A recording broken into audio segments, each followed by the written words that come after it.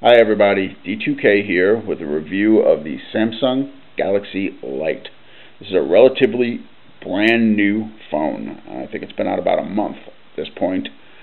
What I love about it is it's pretty much a mini Galaxy S3 that you could actually put in your pocket. The only real differences between the two that I can see are the screen and the camera. We'll start off with the screen. Well, the S3, of course, has a beautiful HD screen that everybody loves. I will say that the standard def screen that this one includes is one of the best ones I've ever seen. It has an 800 by 480 resolution, 240 DPIs, which really isn't what anybody would consider to be very good. But the color saturation, I'm trying to get a little closer here so you can get a better idea of color. Color reproduction and saturation on this phone are excellent. There is little to no graininess that I can see anywhere. Text is very sharp, very clear. Again, for a standard def screen, it's excellent.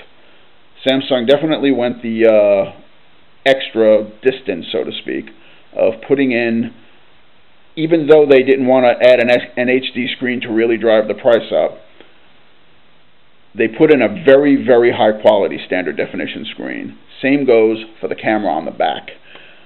Most phones in this price class, which I will get to in a second, don't include an LED flash, and the camera is usually subpar or below quality. Not so much so in this one.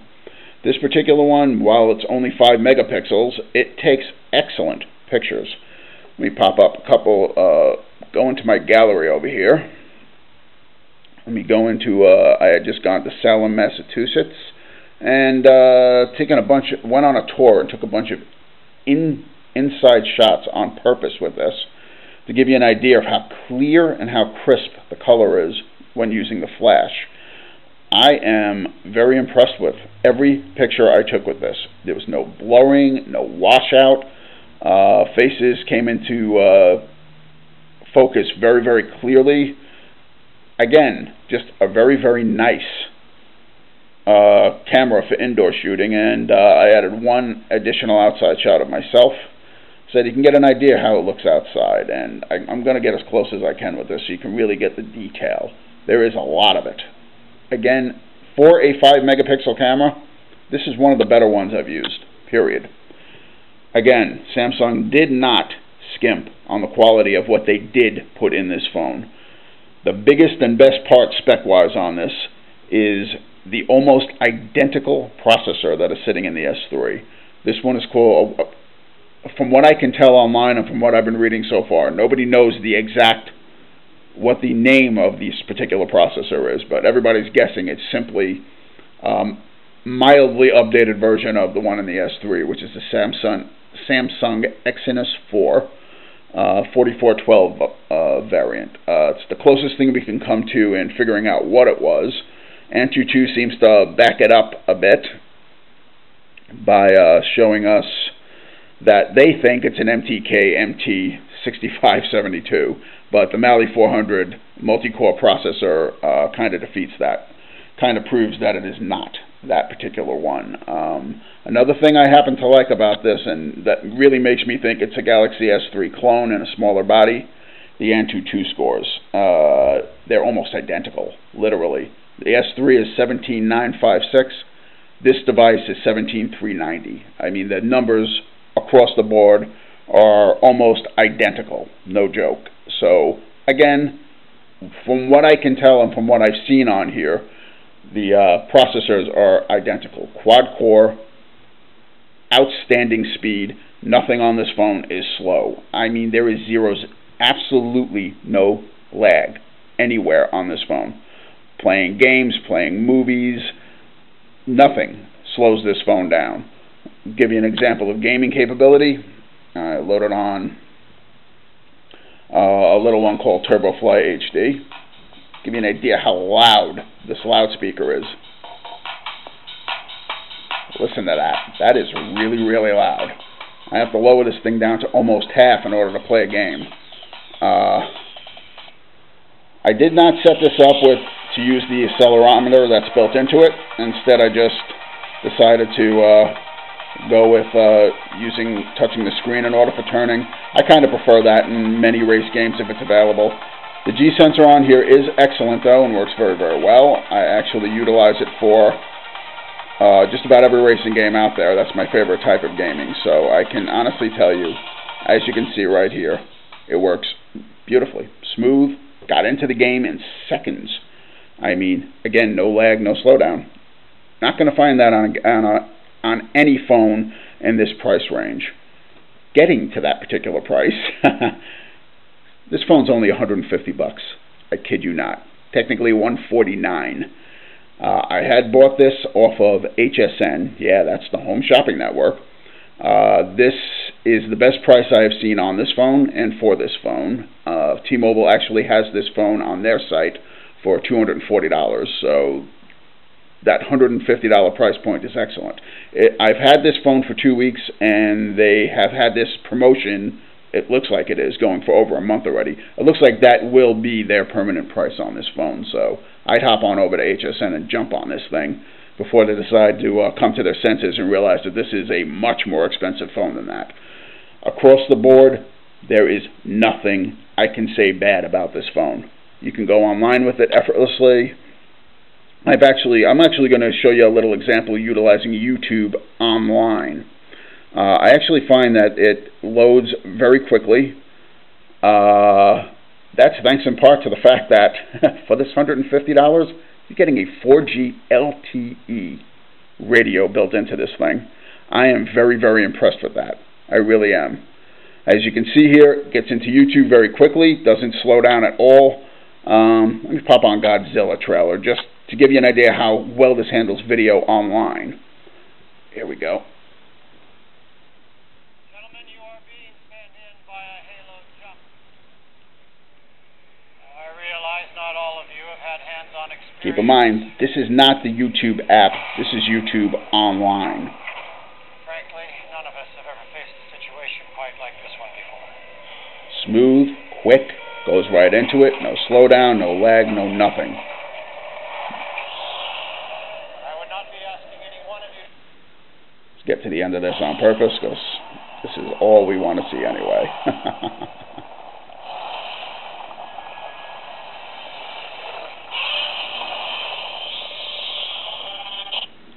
Again, that was online, folks. The app, every bit as fast, every bit as quick. But I will state very honestly, I have never had a better online experience than with this. This is my first 4G LTE phone, and all I can say is, wow.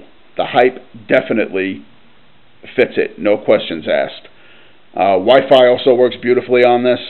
No problems whatsoever with that. Hooks up immediately, and I have ridiculous range. I've gone up to 4 rooms away from my Wi-Fi router and still have a very, very strong signal. Very smooth, very fast. That I can sum up this phone with those words. A very smooth, very fast phone for $150. You're never going to get... honestly, the inevitable comparison to the Moto G from Motorola, guaranteed, I don't think they compare. I really don't. I think this is a better phone. Simply because in the United States, 4G LTE is the standard here. 3G, it's near dinosaur level here, and 3G is as good as that phone gets. The G just doesn't go any faster than that. It might have a better screen than this, but they both have quad-core processors. They both have a lot of power going for it, and right now this phone is quite a bit cheaper.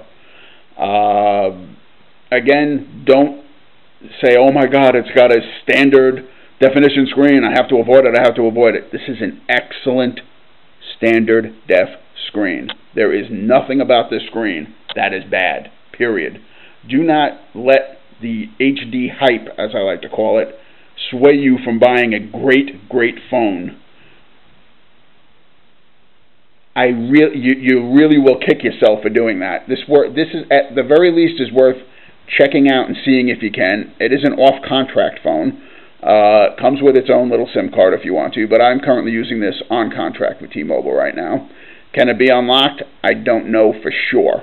But I mean by that is I have read one review that states that it can be.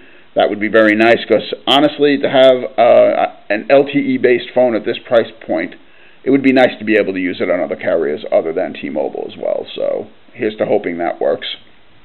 As for a couple of other little extras that came with this, I like the fact that this thing can handle a 64 gigabyte card, micro SD card. That caught me off guard because the specs on T-Mobile side as well clearly state that it only goes up to 32, yet I popped a 64 in here and it worked just fine. So that's a very nice touch add-on. But it really isn't necessary because one of the other little pluses that comes with this phone is a Dropbox account, free for 2 years, 50 gigabytes. So again, storage, not a problem with this phone. You have it, there's plenty of it, and it's out there and available for you. And it's a free plus that comes with it through Dropbox, and I like that. So you have 2 years of free 50 gigabyte cloud storage. Again, can't beat that. So what else can I say about this phone? The other two specs that really matter to me were the fact that it has a gigabyte of RAM, unlike any other phone in this particular price range, any other Android phone in this price range that's still stuck at 512. It is running the latest version of it, not the latest version of Android, but an excellent version of it nonetheless, 4.2.2. As I stated earlier, the TouchWiz interface really surprised me. It works actually very nicely on here. It's smooth, works beautifully. If you don't like it, load your own launcher. It's as simple as that. Again, just because it has TouchWiz doesn't mean you have to use it. Okay? Again, I am not a TouchWiz lover, and I really like the implementation on this phone. It looks good. It works good. It's super, super smooth. Doesn't throw an anchor into the works like it usually does. I really like it. So again, I recommend you giving it a shot before you immediately pull it out of the box and change the launcher on it. Okay? Do yourself that favor. The only other spec is it does only come with an 8 gigabytes built in, but like as I was stating a few minutes ago, that's really not a problem. 50 gigabytes free storage for 2 years, don't need it. You really don't. And like I said, you can get up to 64 gigs in here again if you don't want to rely on cloud storage. So again, drawbacks, there are none. There really aren't. For this price, you have got to be out of your mind not to consider this phone. At least get it in your hands and try it. I know for a fact with HSN, if you don't like it, I believe you have 60 days. You can send the thing back. Get this thing in your hands, try it, see for yourself. If you don't like those tremendous screen phones, simply because of their size, they're beautiful, they're great, they're fantastic, their size is ridiculous, seriously. For everyday use, this is a better phone. Fits in your pocket beautifully. If you don't like the keyboards on here, you can use whatever keyboards you want. It does have swipe, by the way. So and with my gigantic beefy fingers here, I still work it very easily. So again, unless you have abnormally large hands, I don't think you're going to have any problems with this. 4 inches is a really good sweet spot. It really is. It's not really small and it's not tremendous, but it fits in your pocket real nice. Big plus on this phone in my book. If you have any questions at all about this phone, ask below. I will answer to the best of my ability. Do you constantly misplace your iPad or leave it at a coffee shop, or you're worried about it getting stolen? Here's what you need to do to make sure you're able to track that down and find your lost or stolen iPad. We're going to go into settings and hit iCloud. I want to make sure that Find My iPad is turned on. It'll show green there if it's on. If that's on and if it's tied to your iCloud account, that's all you need to do on this device. But on your other devices, you want to go download it's called Find My iPhone, but it'll work for any of your devices. And with this, you can track and see where all of your devices are. You're going to be able to locate them on a map. If your device is lost at home, you can actually send a message to it and it will make a loud noise. That way you can track it down. You can do the same thing if you're trying to find it at a coffee shop or if it's lost or stolen. And this will give you the tools you need to erase it if you have to give up hope and you can't get it back. That's all there is to getting this set up. Not a guaranteed way to get your lost or stolen iPad back, but it's one of the best ways to get prepared just in case that does happen. You can hit that like button down below if you found this useful. In the description, there's a link to 101 iPad tips and tricks that will show you all you need to know about this. Thanks for watching. Head over to GodDamnMobile.com for more.